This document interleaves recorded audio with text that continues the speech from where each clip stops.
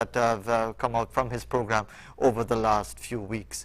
Well, let's shift our focus to something very, very different, something very uplifting, I would have to say, in stark contrast to what we were just talking about with Inshan Ishmael. Because can you imagine not being able to read at the age of 14? Well, our next guest lived that experience, but also overcame that obstacle with the help of parents, friends, and one teacher who believed in her. She went on to become a teacher, a lawyer, based in London, and has now authored a book telling of her experiences. We're joined on the set by author Michaellee James to tell us more. A very good morning to you. Good to have you here on the program with us. By the way, the book is I'm Thinking by Michaellee James, and we might have a look at that publication in a short while to give you a sense as to what it's all about. There it is. I'm Thinking was completed in 2013. First of all, tell us a bit about, before we talk about the book itself, that transformation from someone at the age of 14, such an influential, vulnerable age as a teenager, to be unable to read, to be an author, a lawyer, a barrister at law, and to be a teacher, and so much else that you have achieved. What would have facilitated that transformation? Okay, at age 14, I think the onus was upon me. It was a very powerful thing when I decided that I wanted to do better. I wanted to read. It took me to make that decision. And having done so, I had the assistance of my parents, my younger siblings, and so forth. I was cut off mainstream education because I failed common entrance twice. Yeah. But my mother came from a background, she could not read either, because in those days, the background she came from, the children, only the boys were allowed to go to school. Yeah. So though she wanted to teach me, she couldn't. But however, despite what the teachers said, she continued to beg for a place for me in secondary school. And this one teacher who I said believed in me is that teacher who, after 2 years of begging and beseeching, I was able to get into secondary school. How did you function? How did you manage? Because if you were having problems reading, to actually be in a secondary school environment, you mentioned to me before we came on, you're originally from the Indian Trail area in Couva, then you were based for a long time in Peterborough in the San Juan area, but you now make your home in London.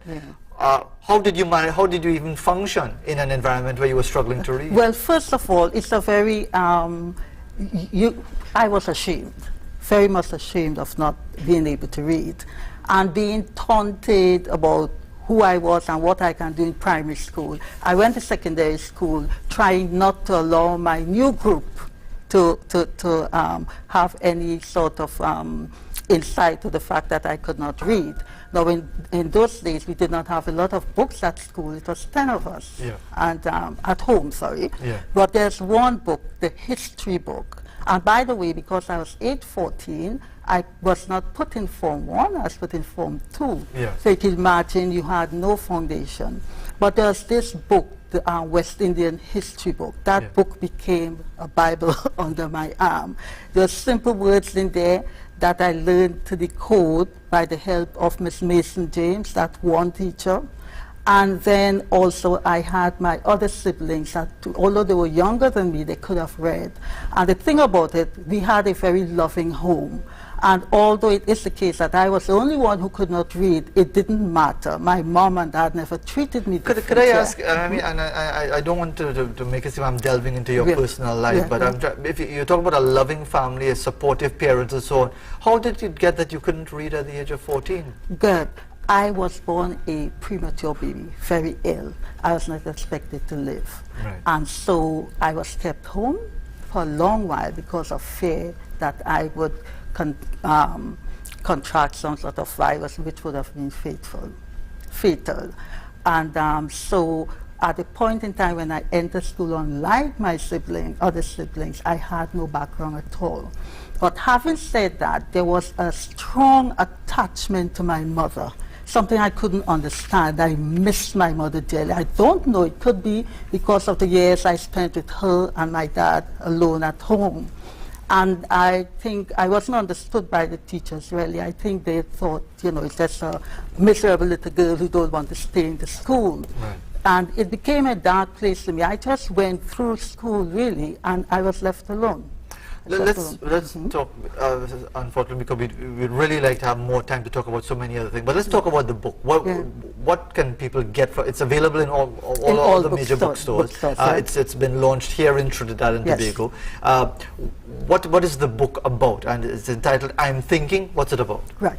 The book chronicles my experiences as a child who could not read from age 14, right up to my achievement as a barrister of law in England and Wales. What are you hoping people get from it, from that experience? Because there's always a purpose to anything we do. Yeah, I'm hoping that whosoever read this book, they can be confident about the fact that they can go, irrespective of where you are.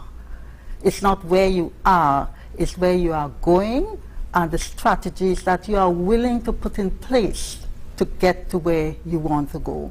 And all through their motivational pieces that depicts that same thought. Is there a website as well where people can get more information on the book? Yes, there's a website, michaelleejames.com. And it's interesting your name, and I was asking you about this. So it's Michael, M-I-C-H-A-E-L. L-E-E, Michaellee. And I was asking you if your parents wanted a boy named Michael. Yes. And a girl turned up. They wanted a boy. They had 2 girls before, and my dad was wanting a boy. And they had already named the child. They felt that they were going to get a boy, and they named him Michael. And turned up prematurely as well. Yes. So when I came about, I suppose they didn't want to let go of the Michael, so they just believed Michaellee. Was there any stigma attached to that? Were there any feelings of regret that maybe your parents unconsciously made you aware that they really didn't want they wanted a boy instead? Well, you know what? Once I arrived, I mean, I don't think so, because it's the love and the warmth that I felt. Okay, they may have wanted a boy, but when I arrived, I feel the love, and then my father himself, at the point in time when I was born, he lost his job, so he stayed home and took care of me. So there's a strong bond. So that very strong was very, and I'm sure a lot of that will come out in the book as well. But very quickly, you were telling me as well that you've been working as well with Alta. And you found it to be a very emotional experience, working with people who are almost your age but are struggling to cope with literacy. What has that been like to be involved with some of the Alta classes? It's been very moving. It's been very moving in the sense that when I look at some of these people in the group, you have different age groups. And a lot of them would have come from the system that I came from, the written off system. And I feel really, really good to be able to say to them, look, I understand what you are going through. I've walked the walk, and you know, I just love them. I intend to support as much as I possibly could. That's tremendous. Well, you're walking the walk, you're talking the talk, and you're writing the write as well, Michaellee James. The book is I'm Thinking. It's available at all of the major bookstores in Trinidad and Tobago. And again, you can get more information at the website, and the website is once more www.michaelleejames.com. www.michaelleejames.com. A truly inspirational story of someone who's transformed her life and indeed is achieving all that she wants to achieve when at some time she might have been written off so many years ago. We're not writing off this program as yet. We'll be back right after this.